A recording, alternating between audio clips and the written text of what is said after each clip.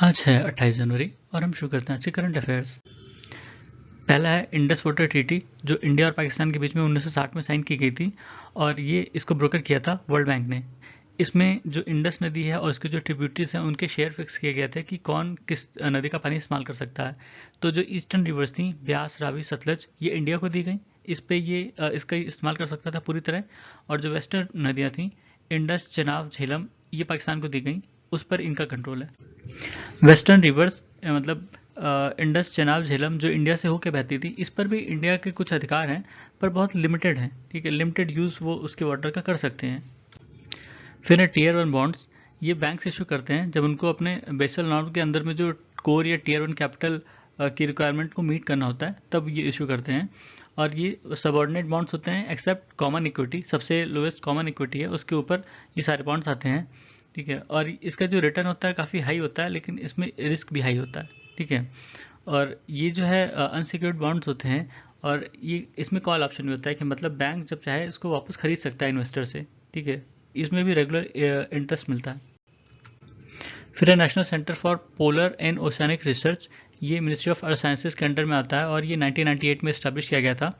इसका काम है कि जो पोलर एक्सपीडिशंस होते हैं इंडिया के, उसको एग्जीक्यूट करता है, जैसे कि अंटार्कटिका पे हुआ, आर्कटिक पे हुआ, हिमालयाज पे और साउदर्न ओशन पे। ये नोडल एजेंसी है इन सबको प्लान वगैरह करने के लिए। इवन जो अपना एक्सक्लूसिव इकोनॉमिक जोन है उसकी मैपिंग भी, या अपने कॉन्टिनेंटल शेल्फ की मैपिंग या डीप ओशन मिशन से रिलेटेड चीज़ें भी यही करता है, यही संस्था करती है। ठीक है, पहले इसका नाम national centre for Antarctic and ocean research था। फिर प्रोजेक्ट टाइगर, ये 1973 में लॉन्च किया गया था और ये इन सिटू कंजर्वेशन पर ध्यान देती है टाइगर्स के। ठीक है, और अपनी तरह का सबसे बड़ा प्रोजेक्ट है दुनिया में टाइगर्स को बचाने के लिए। सेंट्रली स्पॉन्सर्ड स्कीम है, ministry of environment, forest and climate change के अंदर में आता है। उसको मैनेज करती है नेशनल टाइगर कंजर्वेशन अथॉरिटी, जो कि वाइल्ड लाइफ प्रोटेक्शन एक्ट के अंदर बनी थी। फिर इंटरनेशनल टाइगर डे 29 जुलाई को मनाया जाता है और जो 2018 का सेंसस हुआ था टाइगर्स का, उसमें बताया गया इंडिया में 2,967 टाइगर्स हैं। ठीक है, टोटल पॉपुलेशन, जो कि दुनिया का 70% टाइगर पॉपुलेशन है एक तरह से। और अपने यहाँ सबसे ज़्यादा टाइगर पॉपुलेशन है मध्य प्रदेश में। ठीक है, नंबर्स में देखा जाए सबसे ज़्यादा मध्य प्रदेश, फिर कर्नाटका, फिर उत्तराखंड। फिर है नेशनल लॉजिस्टिकल पोर्टल मरीन। ये ministry of port, shipping, waterways and ministry of commerce and industry का प्रोजेक्ट है। ठीक है, इसका उद्देश्य है कि आईटी का इस्तेमाल करके जो लॉजिस्टिक्स होती हैं उसको कैसे उसके जो कॉस्ट हैं, टाइम डिले हैं, उस सबको कैसे कम किया जाए। ठीक है, फिर मेटा, जो कि फेसबुक की पेरेंट कंपनी है, और मीति की स्टार्टअप हब ने मिलकर एक्सटेंडेड रियलिटी स्टार्टअप प्रोग्राम चलाया है। इसका उद्देश्य है कि इंडिया में मेटावर्स का फाउंडेशन रखना और एक्सटेंडेड रियलिटी के लिए मतलब उसकी डेवलपमेंट के लिए काम करना। ठीक है, इसमें दो चीज़ें हैं, एक एसिलरेटर और एक ग्रैंड चैलेंज। एसिलरेटर में है जो मतलब बहुत अर्ली स्टेज में जो 40 प्रोग्राम्स हैं, स्टार्टअप्स हैं एक्सआर से रिलेटेड, एक्सटेंडेड रियलिटी से रिलेटेड, उनको सपोर्ट करना फाइनेंशियली भी। ठीक है, और ग्रैंड चैलेंज में उन स्टार्टअप को जो अभी अर्ली स्टेज में हैं उनको रिसर्च एंड डेवलपमेंट वगैरह के लिए मदद प्रदान करना।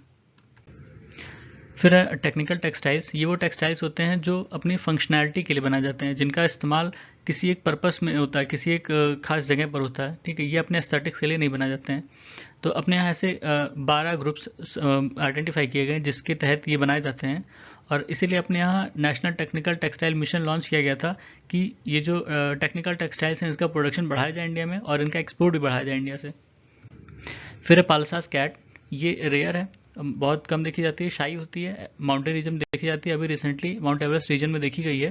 ठीक है, आईयूसीएन के रेड लिस्ट में ये लीस्ट कंसर्न कैटेगरी में है और इसकी जो कोर पॉपुलेशन है सेंट्रल एशिया में देखने को मिलती है, मंगोलिया, चाइना में ज़्यादा देखने को मिलती है। अभी एक स्टडी में देखा गया कि इंडिया, चाइना में रात के समय कहीं कहीं बहुत ज़्यादा नाइट्रेट रेडिकल्स प्रोड्यूस होते हैं, जो कि वहाँ के एयर पोल्यूशन को बहुत खतरनाक बना देते हैं। ठीक है, नाइट्रेट रेडिकल्स की बात करें तो इसमें एक नाइट्रोजन होता है और 3 ऑक्सीजन के एटम्स होते हैं, और ये बहुत अनहेल्दी होता है। ये ओजोन और जो PM 2.5 होता है उसको प्रोड्यूस करने में मदद करता है। ठीक है, जो नाइट्रेट होता है ये ऑक्सीडाइज होके वॉल्केनिक ऑर्गेनिक कंपाउंड बनाता है, इसको VOC कहते हैं। VOC के कारण ही सेकेंडरी ऑर्गेनिक एरोसोल और ओजोन प्रोड्यूस होते हैं। ओजोन जो ट्रोपोस्फेयर में होती है वो बहुत खतरनाक होती है अपने हेल्थ के लिए। स्ट्रेटोस्फेयर में तो ये यूवी को अगेंस्ट हमें बचाती है, पर जब ये ट्रोपोस्फेयर में बनती है तो ये अपने हेल्थ के लिए अच्छी नहीं होती, ये पोल्यूशन होता है। ठीक है, और जो सेकेंडरी ऑर्गेनिक एरोसोल्स हैं वो PM 2.5 में मदद करते हैं, उसको बनाने में मदद करते हैं, मतलब पोल्यूशन को बढ़ाने में मदद करते हैं एक तरह से। फिर है नासा का लूसी मिशन, ये 2021 में भेजा गया था। इकलौता ऐसा मिशन है जो ट्रोजन एस्ट्रॉइड्स को एक्सप्लोर करने के लिए भेजा गया है। और ये ट्रोजन जो एस्ट्रॉइड्स हैं ये जुपिटर के ऑर्बिट के पास हैं, ठीक है। ट्रोजन एस्ट्रॉइड्स वो एस्ट्रॉइड्स होते हैं जिनकी जो ऑर्बिट है वो किसी प्लैनेट से शेयर हो रही हो, पर ये जो लैग्रेंजिंग पॉइंट, लीडिंग और ट्रेलिंग लैग्रेंजिंग पॉइंट्स होते हैं जिनको L4 L5 कहते हैं, ये उस पर होते हैं। तो ये काफ़ी स्टेबल होते हैं और ये जो दोनों की मतलब सन की और जुपिटर की ग्रेविटी जहाँ पर एक दूसरे को बैलेंस कर रही होती है, काउंटर बैलेंस कर रही होती है, ये वहाँ पर लोकेटेड होते हैं, तो मतलब काफ़ी स्टेबल होते हैं, ठीक है। फिर organisation for prohibition of chemical weapons ने अभी बताया कि 2018 का जो क्लोरीन गैस अटैक हुआ था उसके लिए सीरिया जिम्मेदार है, सीरिया गवर्नमेंट, ठीक है। ये जो organisation for prohibition of chemical weapons है, ये जो केमिकल वेपन कन्वेंशन है उसको इम्प्लीमेंट करने के लिए बॉडी बनी है। और ये इसका उद्देश्य है कि दुनिया को केमिकल वेपन फ्री बनाना है। इसका जो हेडक्वार्टर है हाइग में है और इसका ऑथराइजेशन है कि ये कहीं भी जितने भी इसकी सिग्नेटरी कंट्रीज हैं वहाँ पर ये जाके इंस्पेक्शन कर सकती है कि अगर ऐसा कोई बात उठता है कि वहाँ केमिकल वेपन का इस्तेमाल हुआ तो ये जाके वहाँ पे इंस्पेक्शन कर सकती है। और ये UN बॉडी को, मतलब यूनाइटेड नेशन को रिपोर्ट करती है, उनके सिक्योरिटी जनरल को रिपोर्ट करती है। इसको 2013 में नोबेल पीस प्राइज़ मिला था, ठीक है।